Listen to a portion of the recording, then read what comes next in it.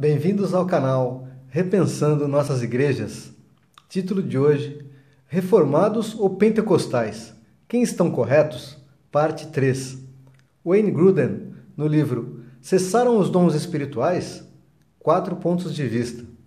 Compilou um debate muito proveitoso entre 4 teólogos americanos com entendimentos diferentes sobre as manifestações dos dons e milagres do Espírito Santo hoje em dia. Participaram Richard Gaffin, teólogo calvinista. Não acredita que possam acontecer alguns dons e milagres da época do Novo Testamento atualmente. Robert Saucy, teólogo batista, aberto às manifestações sobrenaturais do Espírito Santo, mas com uma visão cautelosa a esse respeito. Samuel Storms, teólogo calvinista carismático, da chamada Terceira Onda Pentecostal, que busca o pacote completo, com todos os dons e milagres extraordinários do Novo Testamento para a igreja de hoje. E Douglas Oss, um teólogo da Assembleia de Deus, com a visão pentecostal clássica tradicional. Grudem destacou que houve pontos de vista de acordo entre os participantes: compromisso com as Escrituras, irmandade em Cristo, a importância de um relacionamento pessoal com Deus no dia a dia, que inclui oração, ouvir a voz de Deus no coração e o culto regular.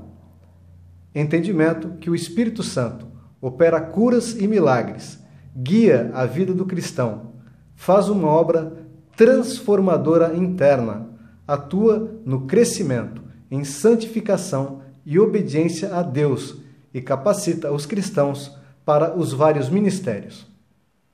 Mas Grudem observou que também houve áreas de desacordo entre os participantes. Vou citar algumas das divergências. 1. Devido às diferenças na compreensão da forma como o Espírito Santo atua na igreja, os autores diferiram bastante em suas expectativas sobre quantas e quais situações deveríamos incentivar os cristãos a buscar e orar por obras milagrosas. 2. Nomenclatura. Os autores divergiram em como determinados dons ou manifestações devam ser chamados. Por exemplo, profecia, para revelação sobrenatural ou para orientação da palavra bíblica que deva ser entregue. 3. Diferenças de interpretação sobre a obra do Espírito Santo na vida do cristão. Os cristãos experimentam uma única obra habilitadora do Espírito Santo na conversão ou há outro evento, o batismo no Espírito Santo, distinto da conversão? O falar em línguas é um sinal que significa o batismo no Espírito Santo? Como os participantes do debate, compilado no livro de Wayne Grudem, eram todos líderes em suas denominações ou teólogos, para eles, obviamente, as diferenças doutrinárias eram muito importantes. Mas será que a mesma compreensão ocorre com os membros leigos das nossas igrejas?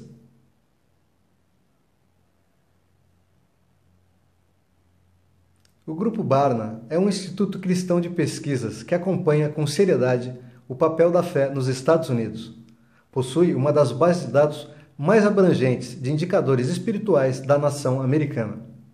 Em 2009, foi realizada uma pesquisa cujo título do relatório foi o seguinte: o cristianismo americano está se tornando carismático?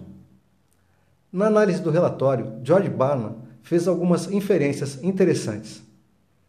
A liberdade de expressão emocional e espiritual típica das assembleias carismáticas caminha paralelamente à tendência cultural para a expressão pessoal, aceitando diversas emoções e permitindo que as pessoas interpretem suas experiências de maneira que faça sentido para elas. Não é surpreendente que a comunidade pentecostal na América do Norte tenha crescido.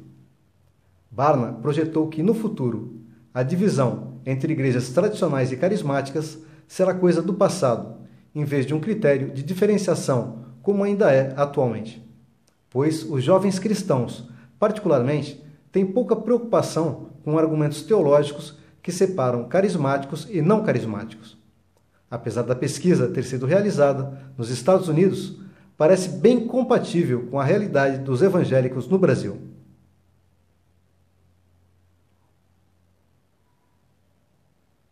Mas, falando do meio evangélico brasileiro, Daniel Rodrigues Kincheski publicou recentemente um artigo no site reformai.com com o título Pentecostal Reformado.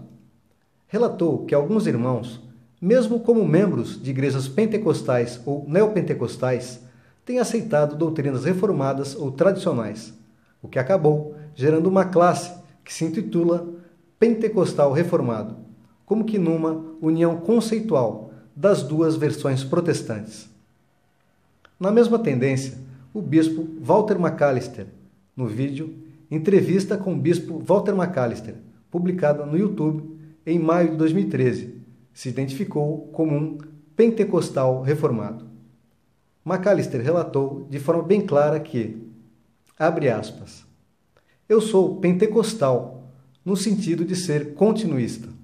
Eu creio nos dons, na atualidade dos dons espirituais, que o Espírito Santo continua a conceder dons aos homens e que a igreja é essencialmente sobrenatural.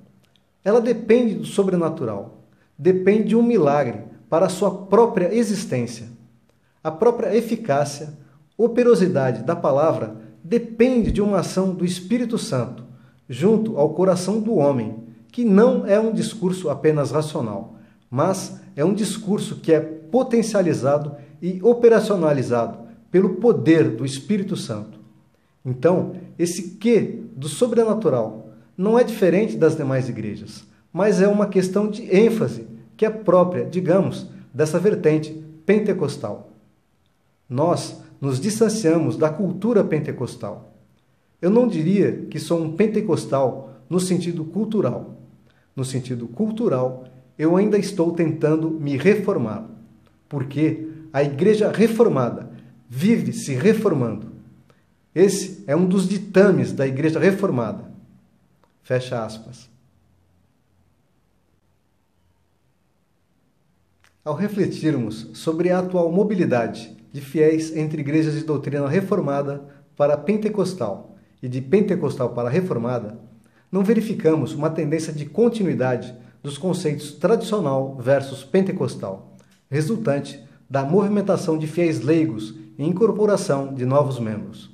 Mas, pelo contrário, verificamos uma tendência de crescimento da adaptação para a fusão, uma tendência de síntese.